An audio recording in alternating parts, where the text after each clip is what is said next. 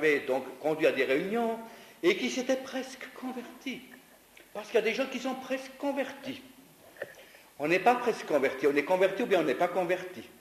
Celui qui n'est pas pour moi, il est contre moi, dit l'Éternel. Presque converti. Mais il a abandonné, il n'est plus venu aux réunions. Puis un jour, je le rencontre à Genève, ce jeune homme. Et je lui dis, alors André, tu viens plus aux réunions? Il m'a dit, tu vois, ça ne m'intéresse plus. Tu es trop pessimiste, il me dit d'Apozzo. Trop pessimiste. Tu vois, on a des joies aussi très belles. Par exemple, nous allons, cet après-midi, c'est un samedi, nous allons sur le Mont Blanc faire une tournée sur le Mont Blanc. Nous sommes 10 camarades. Sur le Mont Blanc, toute une équipe. Je dis, alors Dieu m'a révélé que là, il y aura un grand malheur. Je dis, n'y va pas. Il t'arrivera un grand malheur. Il s'est mis à rire. Mais là devant moi, j'ai vu Roger Gérardier mourant sur le glacier. Devant moi. Et j'ai supplié qu'il n'y aille pas. J'en transpirais. Il n'a rien voulu écouter. Ils sont partis sur le Mont Blanc. Ils sont même arrivés au sommet. Mais quand il s'agissait de descendre, est arrivée une grande tempête de neige inattendue. Ils cherchaient le refuge. Ils n'ont pas trouvé. Ils n'ont plus trouvé ce refuge. Ils ont été séparés les uns des autres, 2 ici, 3 là, séparés par les rafales de neige. Et le lendemain, on a trouvé dans la soirée une équipe de secours, Roger Gérardier qui était transformé en bloc de glace, et ses 3 camarades avec lui. Ça a apparu sur tous les journaux du monde.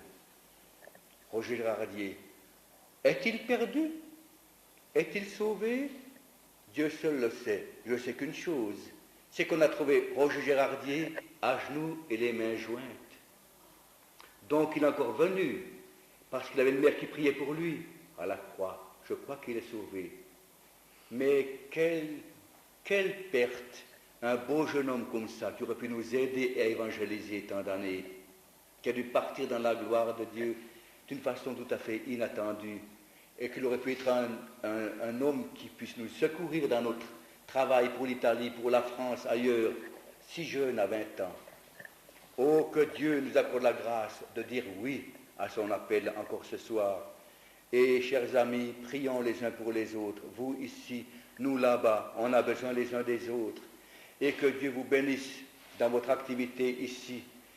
Faites aussi tant que vous pouvez des adeptes pour le Seigneur Jésus. Tâchez d'inviter les gens. Voyez-vous, chez moi, j'avais un voisin que j'ai invité pendant 16 ans pour venir à la réunion, 16 années. Il n'est jamais venu. Jamais. Et quand je l'ai vu là-bas, la dernière fois, il était en train de tailler ses arbres, mon voisin. Puis il s'est moqué de moi. Je partais en Allemagne. Puis il s'est moqué de moi. Et puis on s'est dit au revoir. Puis quand je suis revenu 3 jours plus tard, ma compagne me dit, tu sais, monsieur Bruniman, notre voisin, il est déjà au cimetière. Il avait résisté pendant 16 années. Il n'est jamais venu une fois écouter à la réunion. Oh, que Dieu fasse de nous des gens qui soient toujours à l'œuvre. Si pour Jésus tu veux vivre, attends-moi, tu dois mourir. Si tu veux toujours le suivre, comme lui tu dois souffrir. Dieu demeure et sa parole dans les jours d'adversité. Et le qui